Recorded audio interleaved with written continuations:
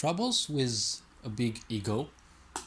See, many people have portrayed this idea of an ego, this bad thing that exists within us. See, it is the agenda of some people, it's been, and well, it is continued through the karma of people nowadays, that everything regarding us is bad, and there's always a problem beyond that which actually is a problem. See, what many people believe it's an ego, right? It's basically nothing else than a little part of you. But it is a part of you that you created through assimilating other people's thoughts, opinions, because when you came into this world, you didn't know anything, right? You didn't have any opinion, any emotional attachment, and you learned all sorts of things, well, from the internet, from books, whatever source, right, from other people. But the point is, so many people always see things as if it's always the fault of something, not the fault of you. Your ego is something that you choose how to be. The problem is, most people's so called ego is, well, how other people chose to be, and they in turn took that as an example. Because the child, for example, sees their parents as a god, and, well, as a god each, and they will replicate what those parents do. There is a special part within us called the mirror neurons, whose purpose is to replicate behaviors, right? This is something highly important in societal mammalian species. Now the point is, if you think you have a big ego, well, pop it, right? Because the only way to break a so-called ego is not by tormenting it. That's the part of narcissists and other people to do to you and anyone else. But the point is, if you think you have a big ego and you have issues with the such, why not pop it? Because an ego, see, you might actually inflate it like a balloon, but the point is, why not pop it instead? See, the point is, the ego only exists on the outside. That's where all the attention that you may seek actually is. When you're on the inside, when you're introspective, there is no attention to be received because that's there, right? All there is you and what you truly are, your potential and your, well, introspection. Obviously, many people have troubles in the sense of, they're people, pleasers and attention seekers. But you see, the point is, when they go inside, they are kind of afraid of what they might find, because the mind will always keep self-sabotaging them, because, well, most likely self-sabotage is what most people in this world have been born, and, well, that's what they have been treated with, right? It's never for you, it's always bad. If it's about you, well, definitely not you, you're not worth it, you're not good enough, all sorts of things like that. So people have this, it's almost an expectation that if they even look inside of them for a little bit, they will see all of those opinions. Truth be said, you're basically nothing on the inside, but this nothingness holds so much that needs to be, let's say, studied. But it cannot be studied through the mind, right? It cannot be understood by the brain. That is why one needs introspection and a certain sort of balance within the body to start, perceiving these things which are beyond the brain.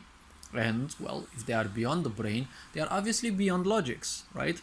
So they cannot be perceived by what we call the mind.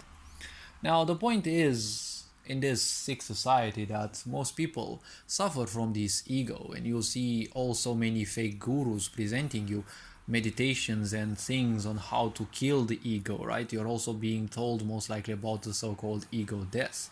See, an ego is basically something. It is a platform that you use, let's say similar to Windows for PCs. You use that in order to present yourself in a certain way so that you socialize, right? And this ego is simply complex, right? Because with each person that you have in life, most likely you act in a different way, because it suits you, and, well, it also suits them.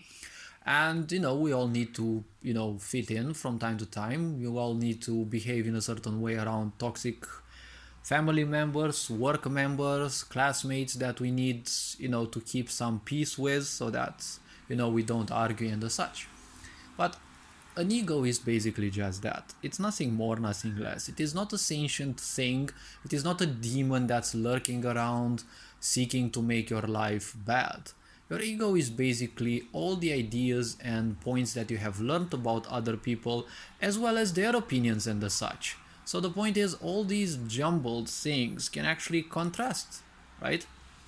They can actually cause contrast in your mind, and well, the mind is already always confused. The brain we have is always confused because what can people say the most is questions. When a person wants to become a seeker, when they want to learn something new, what's the basic instinct, right? The basic instinct is asking, and they ask questions. Why, how, when, right? The mind is always confused. Irrespective of how much meaning you give to it, it's always craving more details because that's what its purpose is. It needs to store data so that you can make further use of it. The brain is nothing else but a tool for survival. So survival is always looking for knowledge, right? For knowledge to use, obviously, for own survival. When it comes to the ego, see, the ego is again nothing else but a tool that you accept. It is a tool for survival because why wouldn't it be, right? Let's think about one thing. Survival means survival of the individual, right? Survival in a societal standpoint, and survival of the self, right? Also known as, the three base chakras, right? The Muladhara, Swadhisthana, and Manipura, right? The first one is survival of the individual, survival of this physical body. That's why when we are born, we come through the woman's womb in this world, right? Because it is the gate, okay? We come through the so-called Muladhara.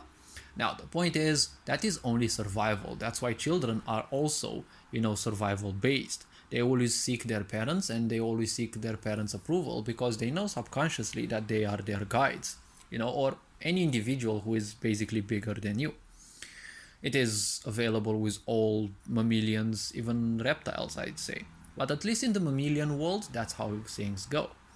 The Swadhisthana is about societal, structure and, well, societal survival. How you fit in, your relationships with the others, mostly. And, well, Manipura is also said to be, the survival of the self.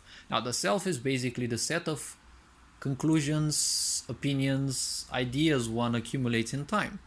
Because basically all the ideas that you hear from others, well, or read, in case you read them, well, these are other people's ideas, and depending on your own logical opinions, ideas, and processes, you'll accept or discard certain things. So, all of these things accumulated basically represent more or less the so-called ego.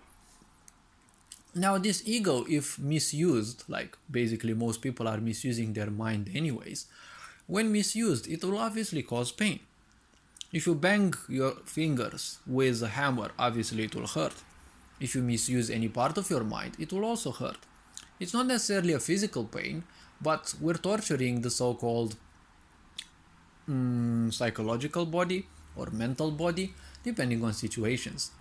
So the point is, as this happens, more and more frustration will trigger, and people will most likely end up eventually victimizing, self-sabotaging, or anywhere in that sphere where it causes more and more pain. And they would want to escape, and the worst case scenario is when their pain becomes their comfort zone. And also this is supported by one single pillar. The fact that, this comfort zone can be shattered by something which may be even more painful. And the only thing more painful than accepting pain as comfort zone is basically assuming responsibility for the first time in a long time. So when it comes to the ego, just burst it, okay? Don't care much about what people think about you, because what people think about you is their own opinion. It may be true or not, but again, it is their own opinion. So the point is, those opinions and conclusions you may also attract upon yourself, and you might take them as if they are the only normal. So this isn't the most, constructive thing you can do in life for you. Why would I say this? Well, I can say this because there was a wise quote that once said, if you want to have a good opinion over yourself, make sure there are no idiots around.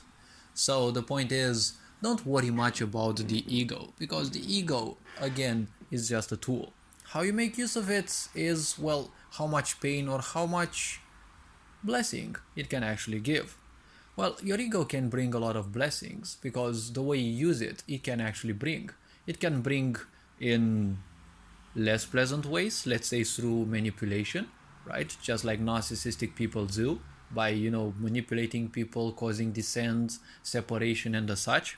It gives a certain sense of joy to them. That's how they use their own egos.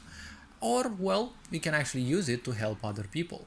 Because if you're very social, if you know how to relate with many people, you will see that different people need a certain approach. And when you can approach people in a pleasant way, the point is that actually creates so-called attraction.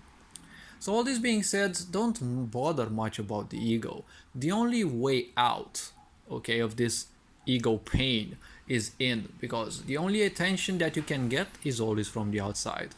Okay, when you go in, inside there is no ego.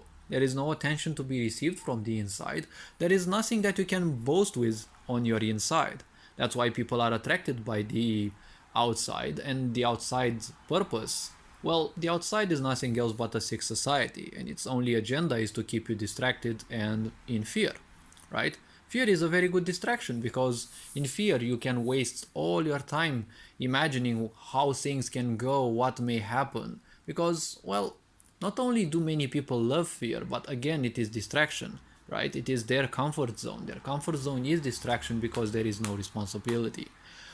That is, well, let's say that is basically their ego. That is what they want. So all this being said, hopefully this video was introspective. You are appreciated. Take care. Your Engine Board signing out.